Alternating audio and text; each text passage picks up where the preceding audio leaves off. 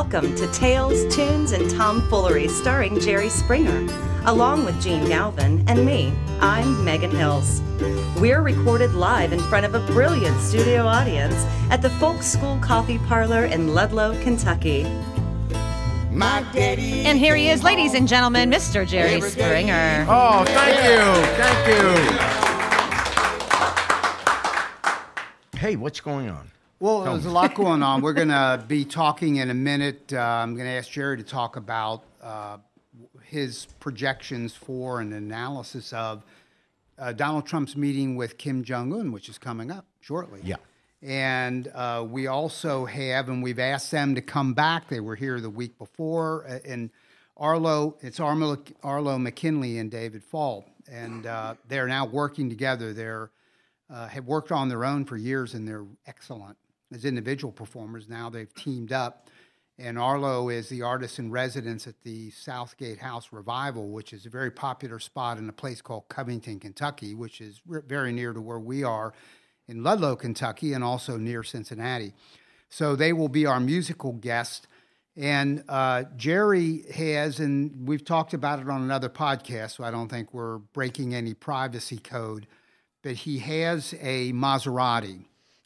And that he didn't know he purchased. He thought he bought a Jaguar. He thought he bought a Jaguar, but he had, Yeah, because that's how true. I didn't car know it was in stupid the he is. same dealership. I didn't know. Right. Yeah. It was blue and white. I said, let's get that one. Get that Jag. Get And that then- blue Jaguar. Yeah. And then Mickey said, that's not a Jaguar. That's Ding a... dong. That's a Maserati. Yeah. And it's...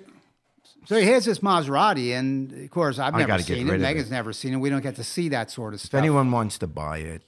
Well, now I there, told you, put a post up at the coffee now parlor there with is the little the rip-off point. numbers. A little rip-off thing Yeah. on the board. But For no, I sale. have another idea. What? And, I have a business plan for the podcast, and it's a very successful one. Yeah. I initiated Elevator Comics. How'd that go actually, for that you, went Gene? chapter That went 7. through the actually. roof. Okay. Chapter 7. We actually still owe money on that, let's be Yeah. honest. Then I started the Ludlow City Bus Company. And how's that going? I see that bus everywhere. Chapter 7. Chapter 7. And that's a bit of a problem because the city has not taken down the signs that have the schedule. And I saw some people waiting, looking at watches. The Ludlow City Bus is not coming. It's not Megan. coming, folks. It doesn't exist.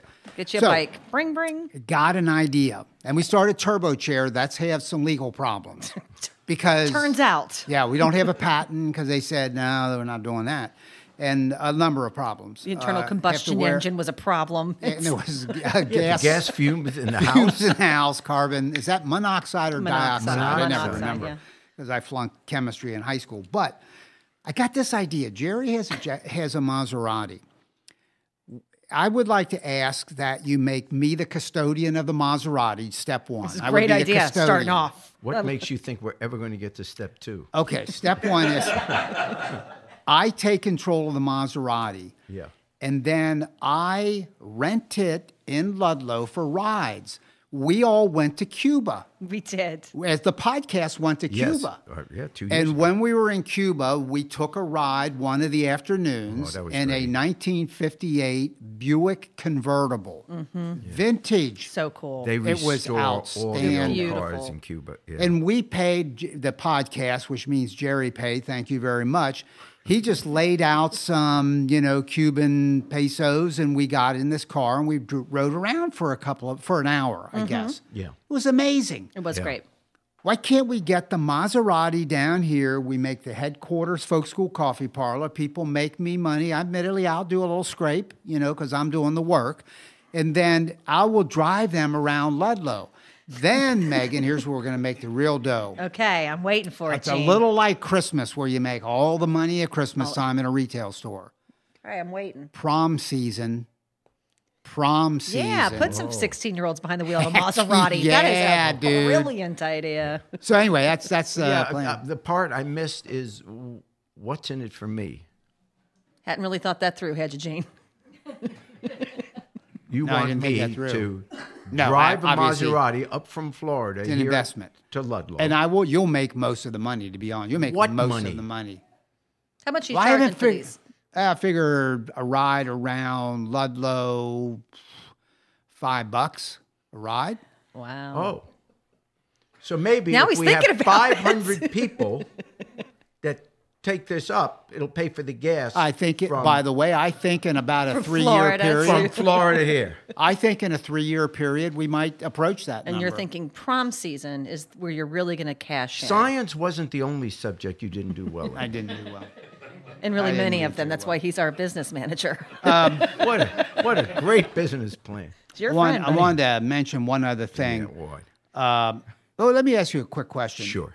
Could you give watch this, Megan? This is going to be interesting. I want to ask you, Jerry. Yes.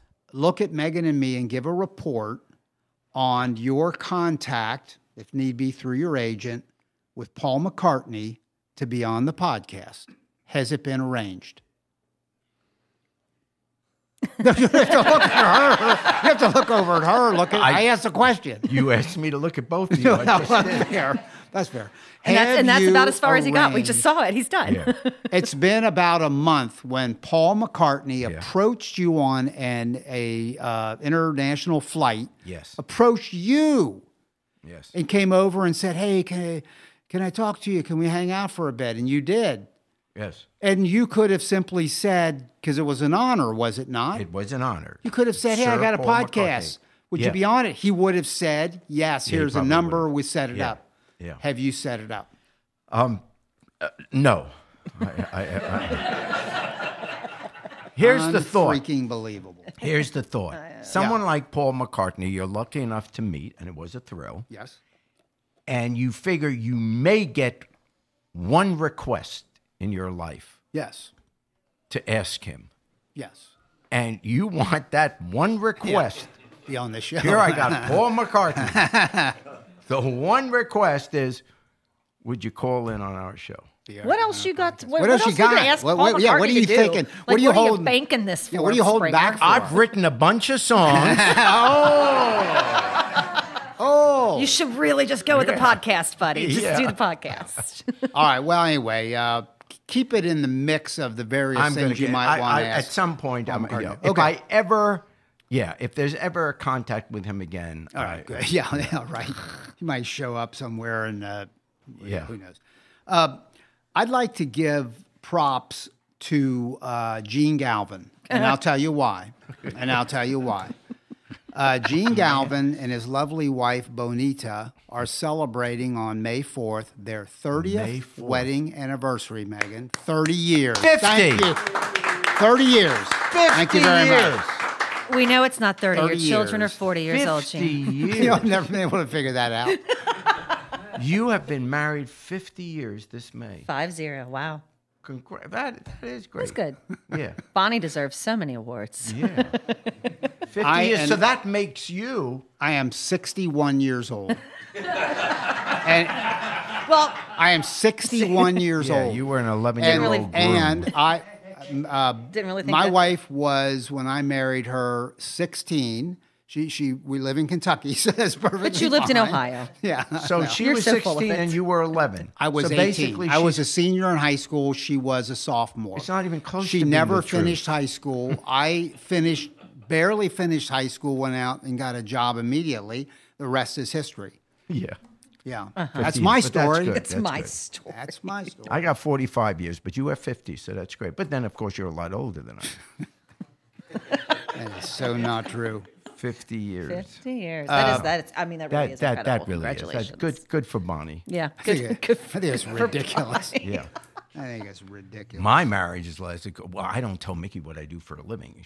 She just She thinks I sell insurance. She doesn't know I'm Jerry Springer. Do you know, I do remember, this is no joke, when we were doing the radio show, 10, 11 years ago, Yeah.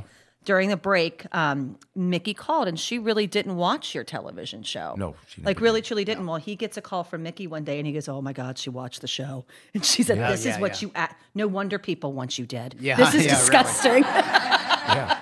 I saw it, Cher. It's awful. That's a true story. She called up one day. I'd been doing the show already for 15 years. Yeah. No I wonder tune people- in. She called up. She says, "Oh my God." I said, What? She said she took off her blouse. I said, "What are you talking about? I just saw your show. I've been doing it for 15 years." You like the curtains, don't you? Yeah. How about All the, right. How about the car? How's that The Maserati? Maserati, baby, huh? No wonder people want you dead. Yeah. That's a long list. Hey, speaking of the show, it's gone for 27 years, which is like a record for daytime talk shows. It really is. It's nearing. Let me ask you to pick out one episode that. Well, I don't know. I'll give you a criterion: culturally elevating that helped. That helped the betterment of American society. That helped better society in our country, in our own borders. Don't worry about Spain or all the good you're doing for Spain. Right here, yeah, what you're doing for Spain. The one that did. Well, there were two things that benefited the country. The last show I do will benefit the country immensely. That's a good point. Because I'll be stopping. Yeah, that's a benefit to the country. That's a good point. The other thing is people don't realize that, but my show has saved taxpayers millions of dollars. How so? Well, because our show is shown around the world. When other countries see our show, they no longer want to take us over. Yeah. And so we don't have to spend so much on defense. Look at you. See, I'm thinking of that. You really stuff. are, Springer. He's a swell guy, Megan. A swell guy. Yeah. Yeah. So I'm going down to Keeneland. Well, I think I'm going to Keeneland tomorrow. I think. If you get your tire fixed. I got a flat tire on. I drive a '83 Plymouth Reliant. That's what I drive. Yeah. And I have trouble with all sorts of things on that car. Oh, that's right. You don't have a Maserati. No, I do not have a Maserati. For those that don't, Keeneland is a racetrack in Lexington, Kentucky. It was built in the it is absolutely it's beautiful. Kind of sheeshy. Everybody's sort of putting on gorgeous. The dog and acting all that. It's not Churchill Downs. It's not it's not Derby. It's not that big. It's just it's very pretty. You're gonna have a great time. Well, if I can get there, because I got to deal with this flat tar. Flat tar. And I got to change that tar and do the whole deal, and it's going to take be out there with a jack in. Didn't I offer as we were driving over here to change your tire? And I asked Jerry. Do you know how to do that? No. He does not. He does not. I could go out right now. I can change a tire. And change the tire. You get, I that can. is stupid. If you get a flat tire, you get a new car. I've changed. Yeah. I've changed tires and flat you tires. You can and buy heels. a car that doesn't have a flat tire. Why not get a new car? You know where he would be stumped? My car, the '83 Plymouth Reliant, has some really tricked out wheels on it. I got, mine didn't just get the standard. I got some really tricked out wheels. And they have wheel locks because people want to steal them. Want to steal those. He would be stumped at, I can't get the effing wheel off because this one lug has a lock on it. I can't get the lug wrench around it. Yeah. He'd be stumped right there. No, I would be stumped as, how do you open this door? What is this? No one's here to open the door. What is a trunk? Yes. What is a spare kit? Isn't it Geico or some insurance company says, Dad says you can't change a tire. And he said, I can change a tire. Is this a lug wrench? Yeah, sure. Maybe? Yeah, that's right. Yes, Dad, I know how to change a tire. Is this a lug wrench? Yeah. Actually, I swear to God, this is true. Mickey asked me on the phone last night, if I've ever opened the hood of any Bentley. car, the Bentley. And I never have. I have no idea what the engine looks like. That was an honest end because something apparently is dropping down. Squirrels or something? I hate you. I hate you so much. But how can I have a car and never have opened the hood? I have no idea. We're wondering that. That's a great question, Springer. Never had to put washer fluid in it. Never had to do anything? No. Guess not. I say, Benjamin, can you open the Bentley and put some washer fluid in it for me? Oh, yes, for gosh sakes. Well, and I want to ask you a more serious question, but first, let me ask, well, this is serious. I propose you rent a flatbed truck and bring to me to be the custodian of not only the Maserati, but also the Bentley. Because I don't think you're responsible enough to have cars like that. I really don't. I actually agree with you, Gene. I don't think I do agree with that. I don't think it's fair to the cars. It's It's agree. car abuse. I like cars. Yeah, I do too. You're a disgrace. Once again, I'm selling the cars, so give me a call. Yeah. If Send it on our website. I'll put it on the website. We'll put a picture. Hey, let me ask you, what year is it? What year is the Maserati? 14. A 2000 or 2014. And it has less than 1,500 miles on it. Well, are you kidding me? You have no business owning these cars. Less than 1,500 miles on a car that's 4 years old. Yeah, the only time I've ever been in it is like when Richard, my grandson's down, and can we go? So I put the top down and I drive around the block. When was the last time you had the oil change in the Maserati? Now, see, there you when go, you get Megan. a new car, you get new oil. Here's what he does not understand. This is that Why car. change the oil? See, you're never committed to anything. You always want to change. You bought the car with oil. It's good oil. Keep the oil. You got to get it changed even if it's in a garage. You know that, right? He does not. He does not know about how oil breaks down, even synthetic It's been oil. sitting in the garage for 4 years, and you've done Oh, you've got to change it on a schedule. You don't just change it on the miles. You got to change it on time. Especially for a also. Maserati. Yeah. I hate you. Like, really. Well, this thing may not run then. It's very true. No. Here's what'll happen. And I'm going to try to help you sell it. We're going to put it on the website. On the Starbucks board outside. And we're going to put it out there with some tear-off numbers. And they're going to have, because I have his cell number, they're going to have his cell number. It's going to have his name on it, called Jerry Springer at this number. I'm going to put it in bathrooms, both men and women's, around the area. We're going to sell that car, Megan. Every Motel 6 between here and Florida. Exactly. But Yeah, here's that's going where to you be get the people that are going to buy the Maserati. right. Here's going to be the problem. In a Hotel 6, You don't know. Don't you judge. I'm not judging. I'm not judging. Right. But if you're staying at a Hotel 6, It's a motel. It's a Motel 6, Motel first 6. of all. you probably don't have a Maserati. You just don't know that. How many Springer. people you go by a parking lot of Motel 6, you count the Maseratis. Well, maybe they're just looking for the opportunity. So Thank there. You will see a 1983 Plymouth Reliant. Oh, A few of those. Hey, Megan, it's Few of the those. K car. It's the K car. It was is. a hot ticket in 1983. Phew. Here's what's somebody's going to buy the car. We're gonna hustle it here, and they're going to buy it, and it's going to run just fine. But when it's going to start breaking is in about 5 years because of all that crappy oil that's just been sitting in there. Yep. And so it's not going to fire properly, etc. Oh well. And by the way, if you put on 1,500 miles in 4 years, which Maybe is it's not that amazingly much, low. but No, it's even less. If you make me the custodian of that car and I drive it around on Havana, Cuba kind of tours of Ludlow, Kentucky, I won't put any more on it in the next 4 years. And I just need the privilege, and I need you to sign something here that says I can drive it on my vacations and some of the things I need to do. Have you ever seen me sign something that you handed? No, never.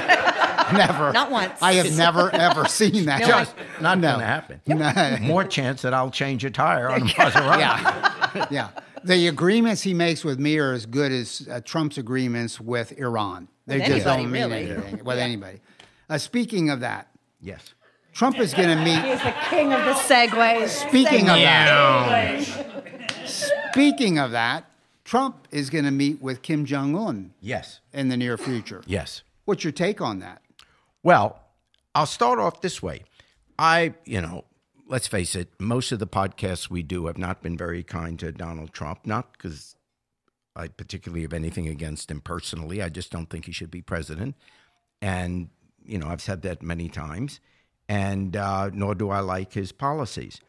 But a discussion that has happened several times fairly recently when people see how much I don't want him to be president, people will say to me on the other side is, because I come across as totally partisan, and I guess in a large extent I am. And then they say, is there anything, he must have done something good. Name one thing good that he did. And you really feel like intellectually dishonest to say that nothing he's done has been good. Because any human, Mussolini, if he told his kid, don't cross against a red light, you wouldn't say, don't listen to Mussolini. You'd say, no, there he was right. You shouldn't go, So I'm not that I'm saying Trump is Mussolini, but I'm saying just because a guy has bad policies or is wrong on most big issues doesn't mean that he never does anything that you can agree with. And so, because obviously I love my country and I want the president to do well. I mean, really, why would any of us want the president not to do well? When he does something good, I think it's fair to say, without being sacrilegious, is that I like the idea when Trump said, I'm going to meet with Kim Jong Un of North Korea. I thought that was good. Because all the time, people like me are going around saying, diplomacy, diplomacy, got to talk to these people, work something out. So, hats off. I hope he succeeds in this. Do I deep down think it will be successful? I don't know. But I'm not going to condemn him for trying to get something done with Kim Jong Un. That is good. And I think those of us who are Democrats or liberals or whatever, I think props to him if he gets this done. That's okay. Now, the Trump supporters will go around, and Trump himself will say, because he was the tough guy, now all of a sudden Kim Jong Un is coming to the table willing to talk. That's where I disagree with the analysis. We have two countries here, the United States and North Korea, and in terms of the evil that is done in North Korea, there's no comparison, so that's unfair. What is probably fair is that both countries are being led right now by what we term loose cannons, and that means totally unpredictable people. And even Trump's greatest supporters will say he's totally unpredictable.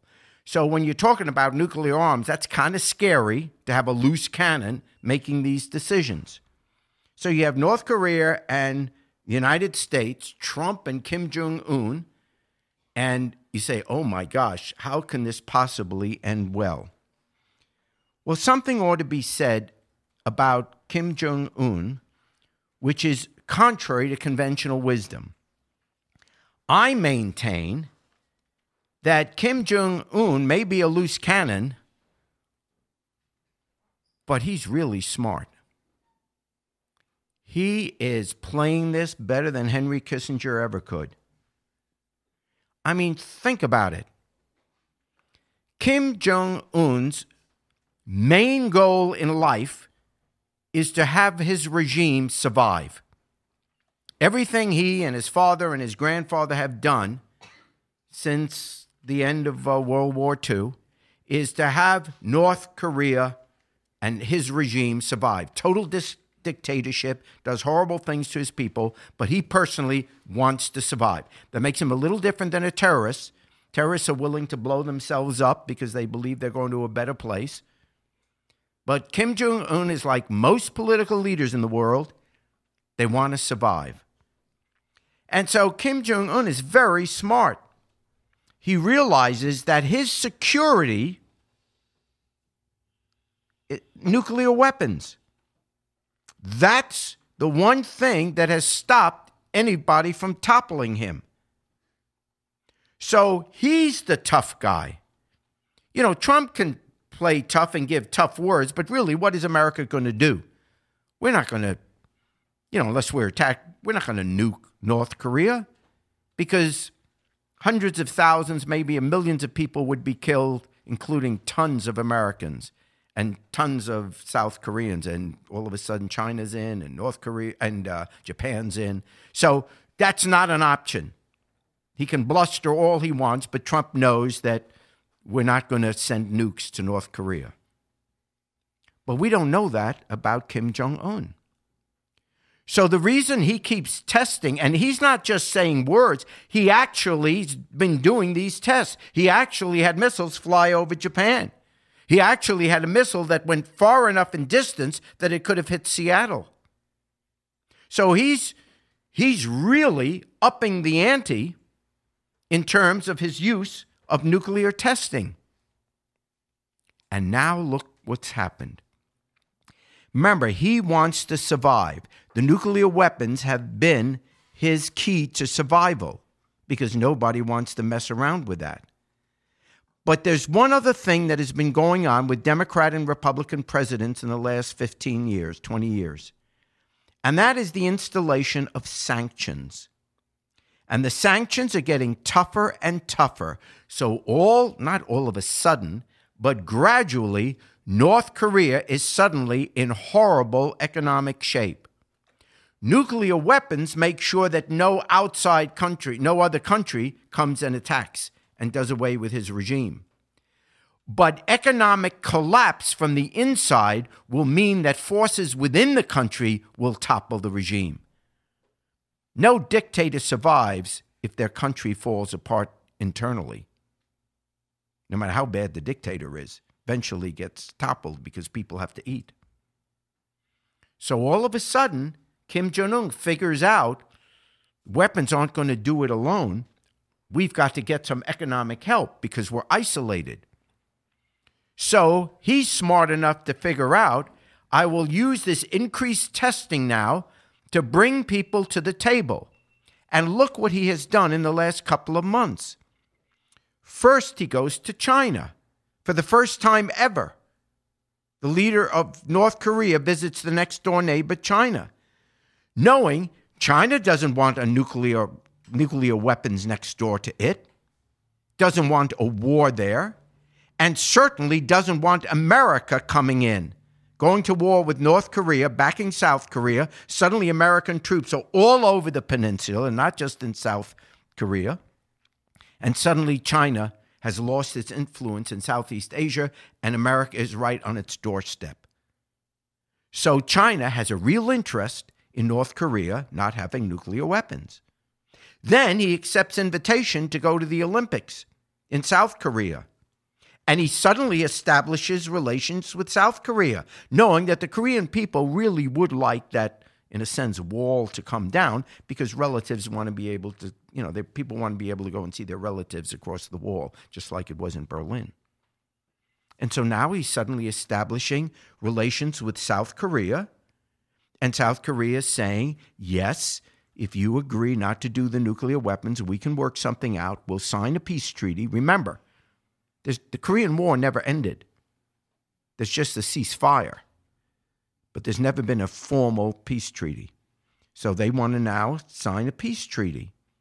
And North Korea would be willing to do that if South Korea is starting to give economic aid to North Korea. And of course, the United States, which doesn't want North Korea to have these nuclear weapons, all of a sudden, we're in the conversation as well. We're going to meet with Kim Jong Un. So what he has done by testing and all this, the weapons, the nuclear weapons, and by sending these missiles all over the place, he has brought, within a year, China, South Korea, the United States, and even Japan that comes to visit the United States because they want to be part of all this, all together. And what are they going to do now? What are we all going to do? We are going to guarantee, in exchange for doing away with nuclear weapons, we are going to guarantee that Kim Jong Un, his regime, gets economic aid and thereby stays in power. That's the guarantee. And he can trust it because he knows that China doesn't want America to come in. South Korea doesn't want China to come in. So everybody's got a stake in keeping this place peaceful. And the price is he used the weapons to get the economic aid he needs to guarantee his survival. This man is no dummy. Thank you, Jerry. All right. Once again, ladies and gentlemen, as Jene mentioned at the top of our program, we do have Arlo McKinley and David Faul coming back to join us. Give them a big welcome.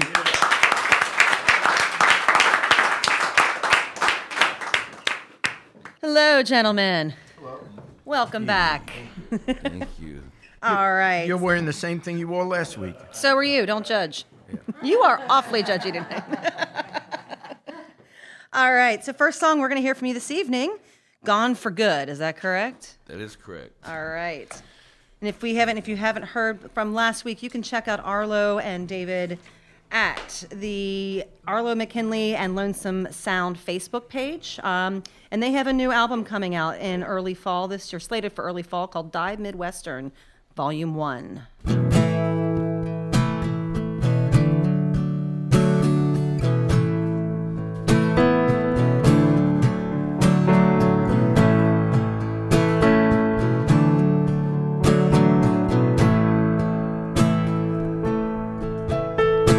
Cracks out in the sidewalk hold the memories I keep. Your name is on my finger where a wedding band should be. these white lines, they keep me moving till I'm forced to get some sleep. I pray to God that I wake up with you lying next to me.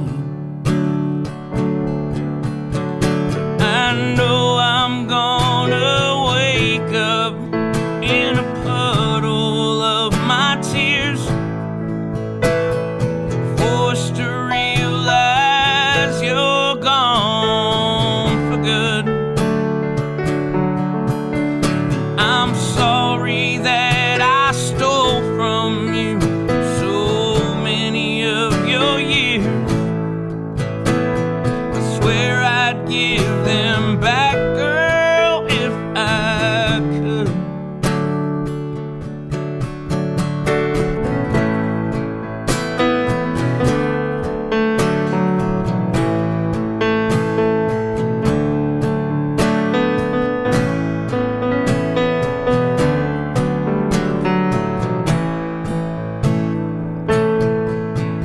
I've been hiding out in these barrooms where no one knows my name. I find myself a corner and I drink away my shame. With a want so bad to call you, though I know it's a mistake. I hope that I am on your mind if you're lying there awake. I know I'm gonna wake up in a puddle of my tears,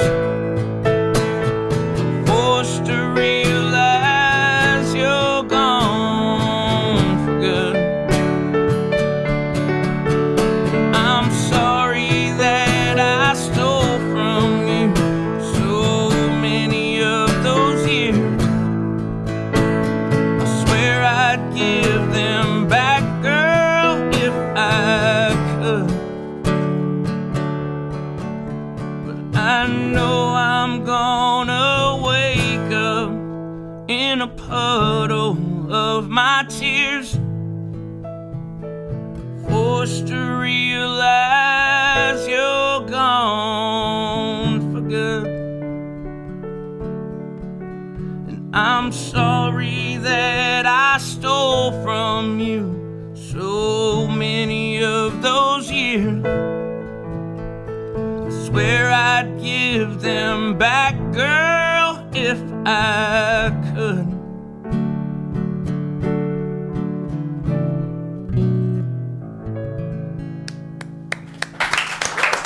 Thank you very much. Like Jene mentioned, these gentlemen were playing individually for a while, and about a year ago they came together to form this dynamic duo. So how is it? How are you? Have you played in other bands before? I mean, obviously you've played with other musicians before, but have you worked as closely as you have in this past year together? And how's that been? I think this is about as close as I've been playing with somebody really in the last 6 months. We play a lot together and we connect really well. It's a nice style with the piano and his style of guitar goes well. Beautiful. Just our styles seem to match, our writing style. So it's been great. And I've worked with a lot of great guys, and I still do. And but it's really the music is what kind of has been driving it. And it's been great. It's a beautiful sound. It really, really is. It's worked out well. Yeah. I actually must confess, I just brought you here, Dave, to tell you that I've been cheating on you. Well, come on out. Ding, ding, ding, ding. You think you're here to perform. We got a show for you. God, you are ready to do that at any given moment, aren't you? There's a show in everyone's life. That should be the name of your book. Yes. Yeah. All right, song number 2 from these gentlemen is A Song Is Born. Arlo McKinley and David Faul.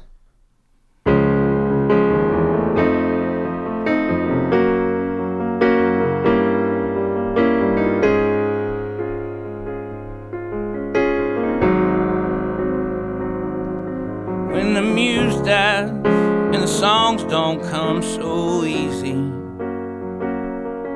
and the rivers dry from salts upon our land. See the crow fly and the eagle fall from its throne, and a lover's scorn. Finally a song is born. When the mountains are stripped from sea to sea, and this whole world seems flipped and turned around. When a soldier gets lost, traps his own landmine, yeah, heart gets torn. Finally a song is born.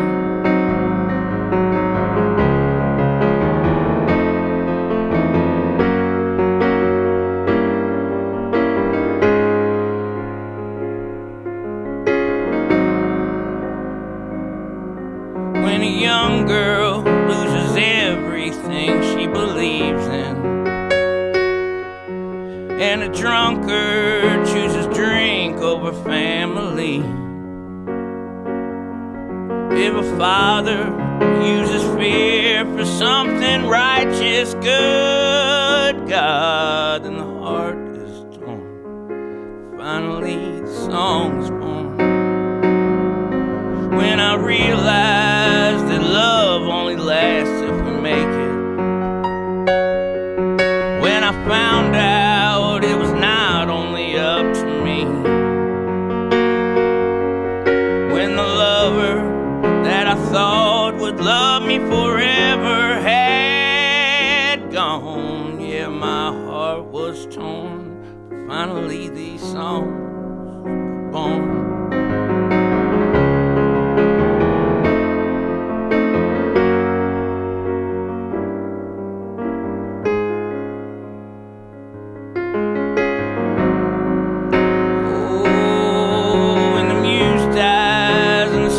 Don't come so easy,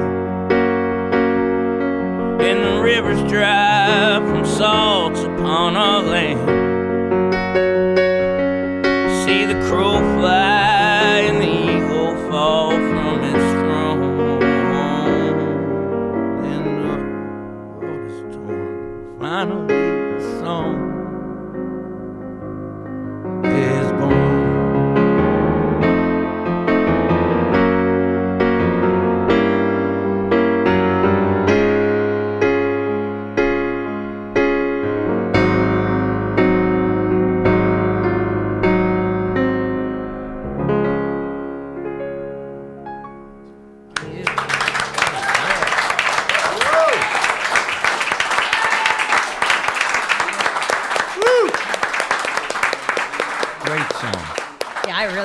That's beautiful. Again, Arlo McKinley and David Faul, if you guys wouldn't mind singing again with the one and only Mr. Jerry Springer. Little Down by the Riverside. You can check these guys out again on Facebook at Arlo McKinley and the Lonesome Sound, and their new CD will be out early fall, so look for it. Do we have the words? Oh my gosh, you sing this every week. Down by the Riverside. Down by the Riverside. Down by the Riverside.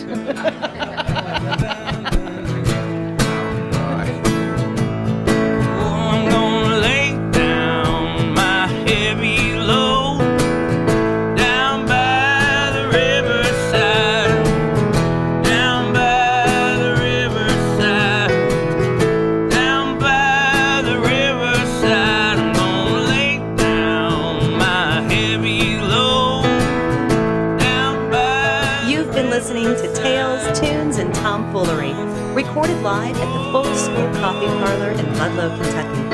Thanks to Patrick Kennedy for writing our opening song, and to you for listening. Check out our website at jerryspringer.com. Ain't gonna study.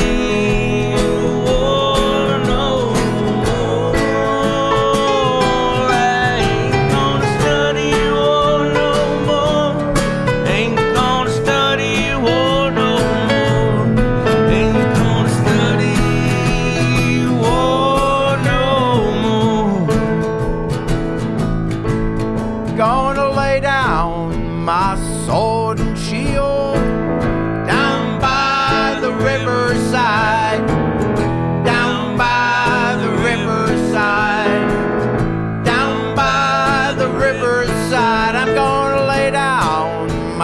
sword and shield down by the riverside, down by the riverside. I ain't gonna study war no more. Ain't gonna study war no more. Ain't gonna study war no more.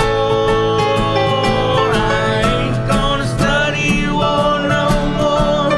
Ain't gonna study war no more. I ain't gonna study war no more.